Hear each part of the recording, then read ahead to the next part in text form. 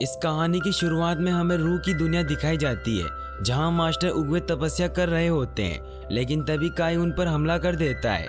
काई उगवे का दोस्त होता है। उगवे काई से कहते हैं कि हमारी लड़ाई तो 500 साल पहले ही खत्म हो चुकी है।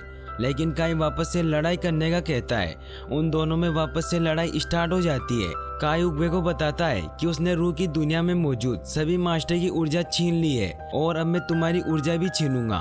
उगवे उसे समझाते हैं कि तुम जितना छीनोगे तुम्हें उतना ही कम मिलेगा। लेकिन फिर भी काई उगवे की नहीं सुनता और उस पर अटैक करके उसे पकड़ लेता है और कहता है कि मैं तुम्हारी ऊर्जा छीनने के बाद जीने मरने की दुनिया में वापस जा सकूंगा और इस बार तुम मुझे रोकने के लिए वहाँ मौजूद नहीं होगे। तो उगवे उसे बताता है कि मेरे मुकद्दर में तुम्हें रोकना भी नहीं लिखा है, ये तो किसी और की तकदीर में है। और काई उसकी ऊर्जा छीन लेता है। फिर हमें पो और जावाज 5 को दिखाया जाता है, जिन्हें देखकर ऐसा लग रहा होता है जैसे वो दुश्मनों से लड़ने जा रहे हों, लेकिन वो खाना खाने जाते हैं।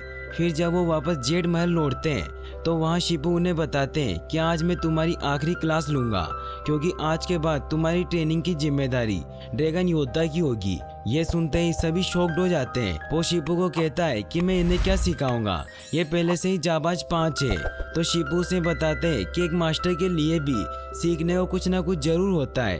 ये कहकर वो वहाँ से चले जाते हैं। अब जाबाज 5 पो को अपना मास्टर मानने लगते हैं। फिर पो उनकी ट्रेनिंग स्टार्ट करता है, लेकिन पो को कुछ सिखाना ही नहीं आता, इसीलिए वो सभी को मुसीबत में डाल देता है। जाबाज 5 इधर उधर टकराकर बहुत ही घायल हो जाते हैं और वो पो को कहते हैं कि तुम्हें कुछ सिखाना नहीं आता। पो उदास हुआ उगवे की मूर्ति के पास जाता है और उन्हें सॉरी बोलता है, लेकिन तभी वहाँ मास्टर शिपू आ जाते हैं। वो पो से पूछते हैं कि आज सिखाने का पहला दिन कैसा रहा। तो पो बताता है कि बहुत ही बेकार और आज के बाद में उन्हें कुछ भी नहीं सिखाऊंगा। तो शिपू से समझाते हैं कि अगर तुम वही करो जो आज तुम कर रहे हो तो तुम आज से ज्यादा कभी नहीं बन पाओगे। तो पो कहता है कि मुझे ज्यादा बनना भी नहीं है, मैं जैसा हूँ वैसा ही ठीक हूँ। शिपू कहते हैं कि तुम तो अभी ये भी नहीं जानते कि तुम कौन हो। तो पो कहता है कि मैं एक ड्रैगन योद्धा हूँ। तो शिपू उससे पूछते हैं कि ड्रैगन योद्धा का सही अर्थ क्या होता है। तो पो कहता है कि ड्रैगन योद्धा का मतलब मारना पीटना, घाटी की रक्षा करना, लोगों को बचाना होता है। तो शिपू कहते हैं कि तुम्हें क्या लगता है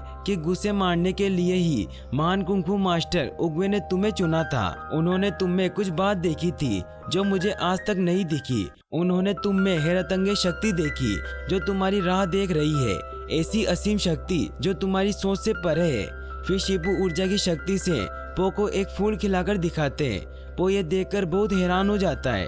पो शिपू से पूछता है कि मैं ऊर्जा पर कैसे काबू पा सकता हूँ। तो शिपू बताते हैं कि ऊर्जा पर काबू पाने के लिए पहले तुम्हें खुद पर काबू पाना होगा। उगवे एक गुफा में 30 साल तक अकेले बैठे रहे, एक ही सवाल पूछते हुए कि मैं कौन हूँ। पो उनसे कहता है कि मुझे इसके लिए 30 साल तक अकेले गुफा में बैठा रहना होगा। तो शिपू कहते हैं कि उसके लिए तुम्हें सिखाने में माहिर बनना होगा। तो पो कहता है कि मैं आपकी तरह हरगिज नहीं बन सकता। तो शिपू कहते हैं कि मैं तुम्हें अपनी तरह का बनाना भी नहीं चाहता हूँ, मैं तुम्हें तुम्हारी तरह का बनाना चाहता हूँ। फिर शिपू वहाँ से चले जाते हैं। फिर हमें काई को दिखाया जाता है जो अब जीने मरने की दुनिया में वापस आ गया था। फिर काई अपने काबू में किए हुए मास्टर्स को उगवे के चेलों को ढूंढने के लिए भेजता है। फिर हमें पो को दिखाया जाता है जो नहाते हुए अपने खिलौनों से खेल रहा होता है। तभी उसके डैड उसके पास आते हैं और पूछते हैं कि तुम किस बात को लेकर परेशान हो। तो पो उन्हें बताता है कि अब मुझे सभी को कुंफू सिखाना होगा। तो पो के डैड बहुत खुश होते हैं और कहते हैं कि ये तो प्रमोशन है और वो उसे टीचर बनने को कहते हैं। तभी वहाँ एक पिग आता है और बताता है कि कोई तुम्हारा डम्पलिंग खाने का रिकॉर्ड तोड़ने वाला है। तो पो बाहर आकर देखता है तो वो एक पेंडा होता है जो डम्पलिंग खाकर एक नया रिकॉर्ड बनाता है। पो उससे पूछता है कि तुम कौन हो। तो वो बताता है कि मेरा नाम ली शेन है और मैं अपने बेटे को ढूंढ रहा हूँ जो कई सालों पहले खो गया था। ये कहते ही वहाँ खड़े सब लोग पो की तरफ देखते हैं। पो उनसे कहता है कि मैंने भी कई साल पहले अपने डैड को खो दिया था। ये कहकर वो दोनों जाने लगते हैं। फिर उन्हें पता चलता है कि वो बाप बेटे हैं और फिर वो एक दूसरे को गले लगा लेते हैं। सब बहुत खुश होते हैं। फिर पो अपने फादर के साथ एक पेंटिंग बनवाता है और पो उन्हें बताने के लिए कि वो एक ड्रैगन योद्धा है, इसीलिए वो उन्हें जेड महल लेकर जाता है जहाँ पो उन्हें सबसे पहले जाबाजों के रूम में लेकर जाता है, जहाँ अब तक के सभी महान कुंफू मास्टर के हथियार पड़े हुए थे। पो उन्हें सभी हथियार दिखाता है, लेकिन वो उन सभी हथियारों के साथ मस्ती करने लग जाते हैं। तभी वहाँ जाबाज 5 और शिपो आ जाते हैं, लेकिन अभी भी पो के डेड मस्ती कर रहे होते हैं, क्योंकि उनको पता नहीं होता कि उन्हें कोई देख रहा है। फिर वो उन सबको अपने डेड से मिलवाता है। सब उन्हें देखकर बहुत खुश होते हैं, लेकिन तभी उन्हें अलार्म की आवाज सुनाई देती है, यानी कि घाटी पर हमला हुआ है। फिर सभी जाबाज 5 और पो उनसे लड़ने के लिए जाते हैं, और पो अपने डेड को वहां आने का कहता है ताकि वो देख सके कि ये कुंफू योद्धा का क्या काम होता है। फिर पो वहां घाटी में आता है, जहां काई के हरे ज़ॉम्बीज़ जाबाज 5 से लड़ रहे होते हैं। पो उन्हें देखकर बहुत हैरान हो जाता है कि ये तो कई सालों पहले मर चुके हैं। फिर वो उन सब से लड़ाई करने लग जाते हैं, और उनमें बहुत ही कमाल की फाइट होती है। फिर पो डम्पलिंग से उन पर अटैक करता है, जिससे वो उन सब हरे मोस्टर को पकड़ लेते हैं। फिर उन सब के अंदर से काई की आवाज आती है, क्योंकि काई उन्हें कंट्रोल कर रहा था। पो और उनके साथियों को कुछ समझ नहीं आ रहा था कि कौन बोल रहा है, तो काई उन्हें बताता है कि मैं काई बोल रहा हूँ और मैंने तुम्हें ढूंढ लिया। फिर काई अपने मैजिक से उन्हें वापस बुला लेता है। फिर वो हरे ज़ॉम्बीज़ लॉकेट में चेंज होकर वहाँ से चले जाते हैं। मास्टर शिपू काई के बारे में कुछ नहीं जानते थे। इसी बात का पता लगाने के लिए वो उग्वे के लिखे हुए स्क्रॉल देखने जाता है, जहाँ उन्हें काई की एक स्क्रॉल मिलती है। फिर शिपू उसे पढ़कर सभी को सुनाता है कि काफी वक्त पहले उग्वे का भाई जैसा दोस्त था। उग्वे एक महान फौज की कमान संभाल रहे थे, और उनके साथ उनका दोस्त काई भी लड़ रहा था। और ऐसे ही एक दिन उन पर हमला हुआ, जिसमें उग्वे बुरी तरह से जख्मी हो गए, और उन्हें बचाने के लिए काई उन्हें लेकर दर दर भटकता रहा। आखिरकार वो दोनों एक पहाड़ों में छिपे हुए गांव में पहुंचे, जहां पेंडा रहते थे, जिन्होंने ऊर्जा की शक्ति से उग्वे को ठीक कर दिया, और साथ ही उन्होंने उग्वे को ऊर्जा देना भी सिखाया। लेकिन ये सब देखकर काई के मन में कालापन आ गया, और वो सारी शक्ति खुद हासिल करना चाहता था। उसने देखा था कि जो भी चीज दी जा सकती है वो छीनी भी जा सकती है, इसीलिए फिर उग्वे को उसे रोकना पड़ा, और उन दोनों में बहुत ही खतरनाक लड़ाई हुई, जिसने पूरे ब्रह्मांड को हिला डाला। लेकिन आखिरकार उग्वे ने उसे रूह की दुनिया में भेज ही दिया। फिर उग्वे बताते हैं कि आगे चलकर अगर काई वापस जीने मरने की दुनिया में वापस लौटा, तो उसे सिर्फ ऊर्जा का असली मास्टर ही रोक पाएगा। वो सभी परेशान हो जाते हैं। तभी पो के फादर ली वहाँ आते हैं, और वो पो को कहते हैं कि मैं तुम्हें ऊर्जा को कंट्रोल करना सिखा सकता हूँ, क्योंकि मैं एक पेंडा हूँ। यह सुनकर पो बहुत खुश हो जाता है, और ली से पूछता है कि बताइए मुझे क्या करना होगा। तो ली कहता है कि तुम्हें मेरे साथ घर चलना होगा, और तुम्हें पता करना होगा कि एक पेंडा होना क्या होता है। तुम्हें एक पेंडा की तरह रहना सीखना होगा। लेकिन पिंग मना कर देता है कि मैं मेरे बेटे को वहां नहीं जाने दूंगा।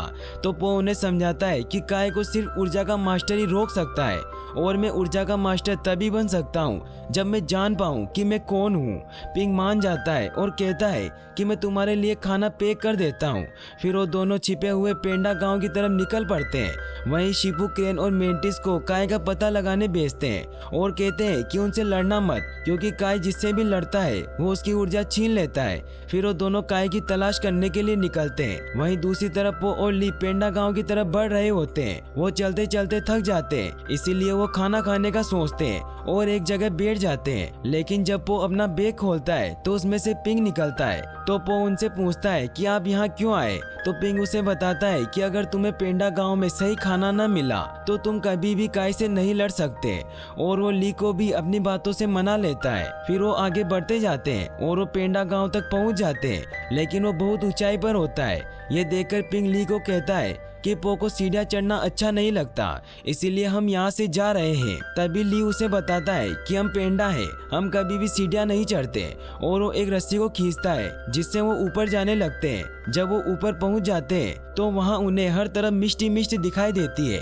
लेकिन जब वो थोड़ा आगे बढ़ते हैं तो वहाँ बहुत खूबसूरत पेंडा गाँव होता है। पो उस गाँव को देखकर शॉक्ड हो जाता है, क्योंकि वहाँ उसी के जैसे बहुत सारे पेंडा होते हैं। सब गांव वाले उन्हें देखकर बहुत खुश होते हैं कि ली को उनका बेटा मिल गया। सब उसके पास आते हैं और पो से मिलते हैं। पो भी उन्हें देखकर बहुत खुश होता है, क्योंकि वो सब उसी के जैसे होते हैं। फिर वो सभी पो के आने की खुशी में जश्न मनाने लगते हैं।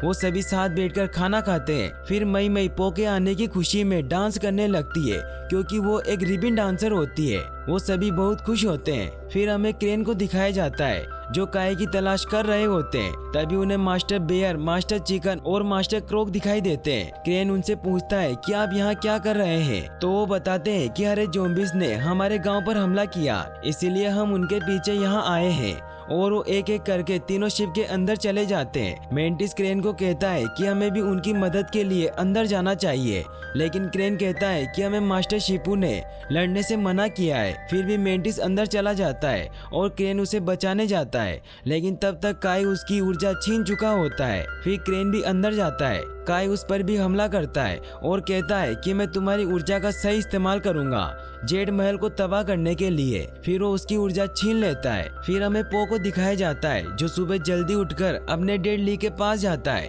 और कहता है कि ट्रेनिंग के लिए मैं तैयार हूँ। लेकिन फिर ली उससे कहता है कि पेंडा दोपहर तक सोते हैं। फिर वो सो जाता है। फिर दोपहर को ली उसे जगाने आता है। फिर ली उसे वो सब चीजें करवाता है जो एक पेंडा करता है, लेकिन वो कुछ भी ठीक से नहीं कर पा रहा होता क्योंकि उसने ऐसा पहले कभी नहीं किया था। और ऐसे ही मस्ती करते करते शाम हो जाती है और पो अपने फादर से पूछता है कि मैं कब तक तैयार हो जाऊंगा ऊर्जा पर काबू पाने के लिए। तो ली कहता है कि तुम बहुत जल्द ऊर्जा पर काबू पाने के लिए तैयार हो जाओगे। फिर वो पो को अपने रूम में ले जाता है जहां वो पो को उसकी माँ की तस्वीर दिखाता है जिसमें पो एक 3 महीने का बच्चा होता है। पो उस तस्वीर को देखकर बहुत ही इमोशनल हो जाता है। फिर हमें जेड महल को दिखाया जाता है जहां शिपू को हर एक गांव से संदेश आ रहे होते हैं कि चाइना का हर एक मास्टर गायब है। शिपू उन सभी को बताता है कि काई ने उन सभी की ऊर्जा छीन ली है और वे हमें जिस जेड महल को सौंपकर गए थे अब हमें उसकी रक्षा करनी है। फिर टाइग्रेस शिपू को बताती है कि हमने गांव को खाली करवा दिया है और अभी तक क्रेन और मेंटिस की कोई खबर नहीं आई है। तभी उन्हें क्रेन और मेंटिस दिखाई देते हैं, लेकिन अब वो हरे ज़ॉम्बीज़ में बदल गए थे और अब उनके साथ साथ वहाँ काई भी आ जाता है। काई उन सभी को कहता है कि मैंने उग्वे के साथ मिलकर लड़ाई की और उसे भाई की तरह प्यार दिया, लेकिन उसने मुझे धोखा दिया, इसीलिए मैं अब उसकी बनाई हुई हर एक चीज को तबाह कर दूंगा। फिर वो उन सब पर अटैक कर देता है। सभी मिलकर उससे लड़ाई करने लग जाते हैं। उन सब में कमाल की फाइट होती है, लेकिन फिर काई क्रेन और मेंटिस से उन पर अटैक करने लगता है और काई और शिपू आपस में लड़ने लग जाते हैं। वहीं मेंटिस और क्रेन के दोस्त उन पर हमला नहीं कर सकते थे, इसी वजह से वो उनकी मार खा रहे थे। वहीं शिपू देखते हैं कि काई ने उग्वे की ऊर्जा भी छीन ली है,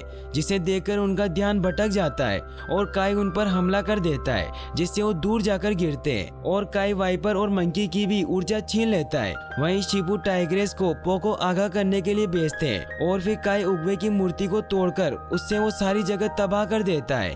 यह देखकर शिबू उग्वे से मन ही मन में माफी मांगता है। तभी वहाँ काई आ जाता है और शिपू की ऊर्जा भी छीन लेता है। टाइग्रेस भी ये सब देख रही होती है और वो पो को आगाह करने के लिए निकलती है। तभी हमें पो को दिखाया जाता है जो सभी पेंडा के साथ मस्ती कर रहा होता है, लेकिन अभी तक उसने ऊर्जा को काबू करना नहीं सीखा था क्योंकि उसके पिता ली ने अभी तक उसे कुछ सिखाया नहीं था। तभी पो वहाँ टाइग्रेस को देखता है जो बहुत ही घायल हालत में होती है। पो उससे पूछता है कि तुम यहाँ क्या कर रही हो, तो टाइग्रेस उसे बताती है कि काई ने घाटी पर हमला करके सब तबाह कर दिया है और उसने हमारे दोस्तों के साथ साथ पूरे चाइना के मास्टर की ऊर्जा भी छीन ली है और अब वो यहाँ आ रहा है तुम्हें खत्म करने के लिए और तुम सबकी ऊर्जा छीनने के लिए। फिर पो भागता हुआ अपने डेड ली के पास जाता है और उन्हें ऊर्जा की ट्रेनिंग सिखाने को कहता है, लेकिन ली उसे कहता है कि तुम अभी तैयार नहीं हो और वो पूरे गांव वालों को सामान समेटकर यहाँ से भागने का कहता है। फिर पो अपने फादर को कहता है कि मैं ऊर्जा की ट्रेनिंग लेने के लिए तैयार हूँ,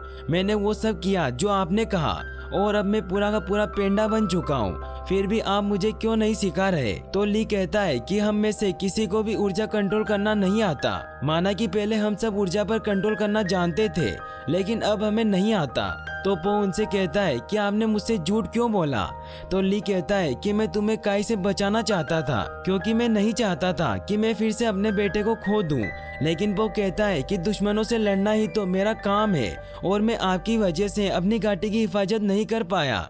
और फिर पो वहाँ से चला जाता है और सबको डरा हुआ देखकर बहुत गुस्सा हो जाता है। पिंग उसे यहाँ से भागने का कहता है, लेकिन पो उनसे कहता है कि मैं यहीं रहकर काय से लड़ूंगा और फिर वो कुंफू की प्रैक्टिस करने लग जाता है। तभी हमें काय को दिखाया जाता है जो टाइग्रेस के पैर का पीछा करते करते पेंडा गांव की तरफ जा रहा होता है। वहीं दूसरी तरफ पिंग अपने बेटे को ऐसे गुस्से में देख वो ली के पास जाता है और उसे कहता है कि तुम अकेले ही झूठ नहीं बोल रहे थे, मैंने भी पो से झूठ बोला कि मैं यहाँ उसके खाने का ख्याल रखने के लिए आया हूँ, बल्कि मैं यहाँ तुम्हारी वजह से आया था क्योंकि मुझे डर था कि कहीं तुम मुझे मेरे बेटे से अलग ना कर दो। फिर पिंग उसे समझाता है कि पो को चोट पहुंची है और उसे अभी भी दुनिया को बचाना है, इसीलिए उसे अपने दोनों डैडियों की जरूरत है। फिर हमें पो को दिखाया जाता है जो प्रैक्टिस कर रहा होता है, लेकिन तभी उसके पास टाइग्रेस आती है और उसे समझाती है कि उससे लड़ाई करके नहीं जीता जा सकता और वो दोनों लड़ाई करने लगते हैं। और पो टाइग्रेस को बताता है कि मैं काय को वुशी उंगली की पकड़ से रोक सकता हूँ। तो टाइग्रेस उसे कहती है कि उसके पास हरे योद्धाओं की फौज है और वो उनकी मदद से हर तरफ देखता रहता है, जिससे तुम कभी भी उसके पास नहीं पहुंच पाओगे, इसीलिए काय को सिर्फ ऊर्जा का मास्टर ही रोक सकता है। तो पो उसे कहता है कि मैं ऊर्जा का मास्टर नहीं हूँ और वो बहुत परेशान हो जाता है और कहता है कि तुम सही हो, मैं ना तो उसे रोक सकता हूँ ना ही उसकी फौज को। तभी ली उसके पास आता है और कहता है कि हम सब मिलकर तुम्हारी फौज बनेंगे, लेकिन पो उनसे कहता है कि आपको तो कुंफू का फू तक नहीं आता। तो ली उसे कहता है कि तुम हमें कुंफू सिखाओगे और हम सब तुम्हारी तरह बन सकते हैं। यह कहते ही पो को शिपू की बात समझ आ जाती है कि मुझे आपको मेरी तरह नहीं बल्कि आपको आप ही की तरह बनाना होगा। शिपू की यह बात समझकर पो बहुत खुश हो जाता है और अपने दोनों डैडियों को हक कर लेता है और पो पूरे जोश से कहता है कि मैं अब तुम सबको कुंफू सिखाऊंगा। फिर पो सभी पेंडा को कुंफू सिखाने लगता है। वो उन सभी को उन्हीं चीजों से कुंफू सिखाता है जो चीजों को वो बहुत ही अच्छी तरीके से करते हैं। फिर धीरे धीरे पो उन सभी को उन्हीं की स्किल्स से कुंफू सिखा देता है और अब उनकी फौज तैयार हो जाती है। फिर पो उन सभी को प्लान बताता है कि तुम सभी को उन हरे ज़ॉम्बीज़ का ध्यान भटकाना है ताकि मैं काय के पास जाकर उसे वुशी उंगली की पकड़ से मार सकूं। फिर उन्हें काय की आवाज सुनाई देती है और काय वहां आ जाता है और पो उसे अपनी बातों से पकाने लगता है, जिससे गुस्सा होकर काय अपने हरे ज़ॉम्बीज़ को उनको पकड़कर लाने को भेजता है। फिर पो सभी पेंडा को हरे ज़ॉम्बीज़ पर हमला करने का कहता है, जिससे अब सभी पेंडा उनके साथ बहुत ही फनी फाइट करते हैं और उन्हें हराते जाते हैं। कोई उन्हें रिबिन से फाइट करके हराता है तो कोई लोटपोट होकर उन पर हमला करता है, यहाँ तक कि बच्चे भी उन पर हमला करते हैं। लेकिन तभी शिपू पो पर हमला करने लगते हैं, लेकिन पो अपने गुरु पर हमला नहीं कर सकता था, इसीलिए उसके दोनों डैडी शिपू को रोकते हैं और पो बर्फ का गोला बनाए काय पर हमला कर देता है और उसको उसकी वुशी उंगली की पकड़ से मारने लगता है। लेकिन काय पर इसका कोई असर नहीं होता। काय उसे कहता है कि ये सिर्फ जिंदा लोगों पर असर करता है और मैं जिंदा नहीं हूँ, मैं रूह का योद्धा हूँ। फिर काय अपने सभी हरे ज़ॉम्बीज़ को वापस बुला लेता है और उनकी पावर से पो पर अटैक करता है। उन दोनों के बीच फाइट होती है, लेकिन पो उनकी इतनी ज्यादा पावर के आगे नहीं टिक पाता और वो दूर जाकर सभी पेंडा के पास गिरता है। सब उसे इस हालत में देखकर बहुत परेशान हो जाते हैं। वो कहता है कि मैं गलत था और वो सभी को भागने को कहता है, लेकिन तभी वहाँ काय आ जाता है और कहता है कि मैं अब तुम सबकी ऊर्जा छीनूंगा। वो पो को कहता है कि तुम्हें वाकई लगा था कि तुम मुझे रूह की दुनिया में वापस भेज दोगे। तभी पो को उसकी बातें याद आती है कि मैं तुम्हें रूह की दुनिया में भेज तो नहीं सकता, लेकिन वहाँ लेकर जरूर जा सकता हूँ। पो काय को उल्लू बनाकर उसकी गर्दन पर बैठ जाता है और अपनी उंगली पर वुशी उंगली की पकड़ का इस्तेमाल करता है, जिससे पो मर जाता है और वो दोनों रूह की दुनिया में चले जाते हैं। अब वहाँ पर पो के अंश के रूप में सिर्फ फूल ही रह जाते हैं। सब बहुत दुखी होते हैं। फिर हमें रूह की दुनिया में पो और काय को दिखाया जाता है। पो रूह की दुनिया में आकर बहुत खुश होता है। काय उस पर बहुत गुस्सा करता है और उस पर हमला करके उसकी भी ऊर्जा छीनने लगता है। वहीं दूसरी तरफ वो देखते हैं कि वो फूल मुरझा रहे हैं। ये देखकर ली सभी को वहाँ बुलाता है और वो सभी पो को ऊर्जा देने की कोशिश करते हैं और वो इसमें कामयाब हो जाते हैं, जिससे अब पो की शक्तियाँ बढ़ने लगती है, जिससे अब वो बहुत ही ताकतवर हो जाता है, जिससे अब वो एक ड्रैगन योद्धा में चेंज हो जाता है। और अब वो इतना ताकतवर होने की वजह से वो काय से बहुत ही फनी फाइट करने लग जाता है। वो काय को बहुत मारता है, लेकिन काय फिर भी हार नहीं मानता, तो वो उसके अंदर अपनी सारी पावर डाल देता है। लेकिन काय इतनी सारी शक्तियों को काबू नहीं कर पाता और वो हमेशा के लिए मर जाता है, जिससे अब सब उसके केस से आजाद हो जाते हैं और सभी बाहर आ जाते हैं।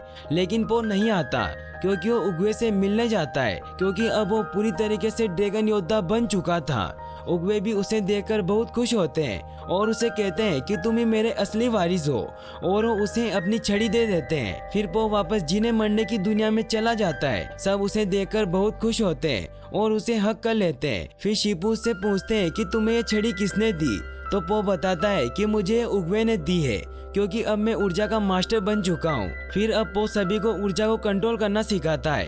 अब पो एक अच्छा मास्टर बन जाता है और यहीं पर मूवी एंड हो जाती है। और गाइस, अगर आप ऐसी और वीडियोस देखना चाहते हैं तो डिस्क्रिप्शन में दी गई लिंक्स पर क्लिक करके वॉच कर सकते हैं। और वीडियो को लाइक और चैनल को सब्सक्राइब करने के लिए आपका तहे दिल से शुक्रिया। Thanks for watching.